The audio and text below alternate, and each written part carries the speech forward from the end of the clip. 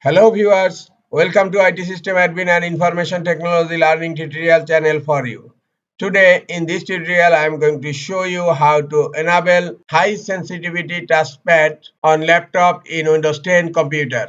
Sometimes it becomes very important for you, so don't forget to watch full video. To enable high sensitivity touchpad on laptop in Windows 10 computer, click on Start menu, click on Settings. Now click on Devices. In left pane, you will find an option Touchpad. Click on Touchpad. Here you will find Touchpad sensitivity, and by default medium sensitivity is selected. Click on the drop down here and you will find here high sensitivity.